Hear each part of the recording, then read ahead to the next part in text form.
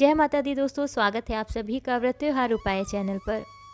दोस्तों, इस वर्ष देवउठनी एकादशी पर तुलसी विवाह की पूजा की जाएगी। सुहागिन महिलाएं अगर इस विवाह को करती हैं तो उनको अखंड सौभाग्य का वरदान मिलता है।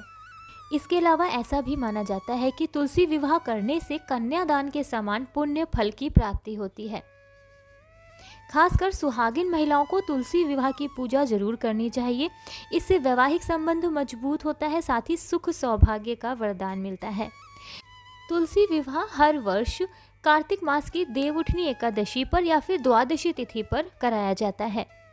इस वर्ष तुलसी विवाह 12 नवंबर दिन मंगलवार को किया जाएगा। आज के वीडियो में मैं आपको बताऊंगी दोस्तों कि तुलसी विवाह की संपूर्ण विधि और बहुत ही सरल विधि क्या है और विवाह का शुभ मुहूर्त क्या है।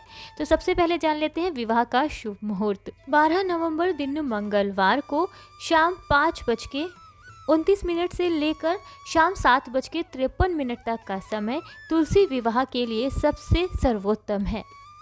इस समय पर आप माता तुलसी और भगवान शालिग्राम का विवाह करा सकते हैं।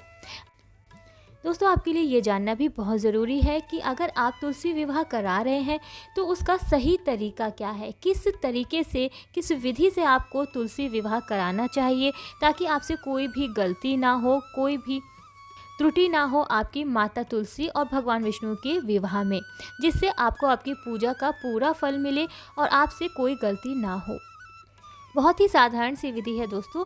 तो सबसे पहले आपको करना क्या है, जहाँ पर आप पूजा करेंगे यानी कि जहाँ पर आप विवाह करना चाह रहे हैं तुलसी माता का, तो उस स्थान पर आप गन्ने से मंडप सजाएं। 4 गन्ने लीजिए, उनको ऊपर से आपस में जोड़ लीजिए जिससे वो मंडप की तरह बन जाएगा।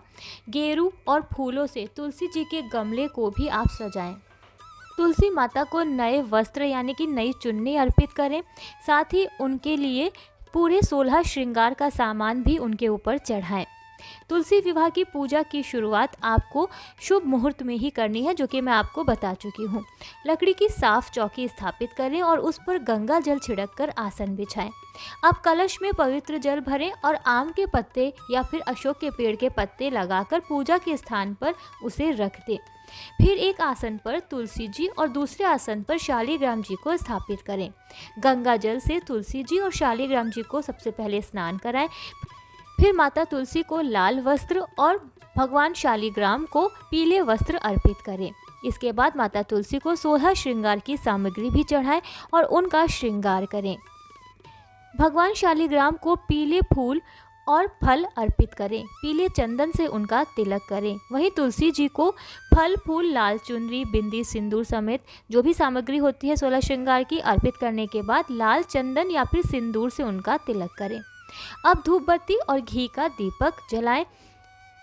अब हाथों में शालिग्राम जी की चौकी को उठाकर तुलसी जी की 7 बार परिक्रमा करवाएं।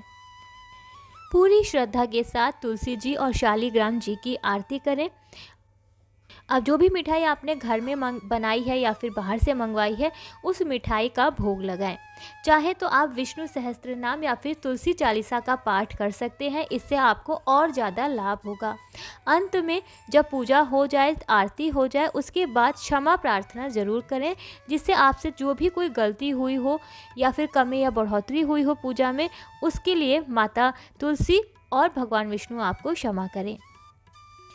तो दोस्तों, ये थी बहुत ही सरल विधि तुलसी विवाह की। मैं आशा करती हूँ इस विधि से अगर आप पूजा करेंगे, विवाह करेंगे माता तुलसी का, तो आपकी मनोकामना ज़रूर पूरी होगी और माता तुलसी का आशीर्वाद आपको ज़रूर मिलेगा।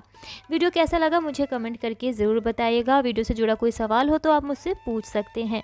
व्रत त्योहार उपाय चैनल से जुड़े रहने के लिए आप सभी का बहुत बहुत धन्यवाद। जय माता दी।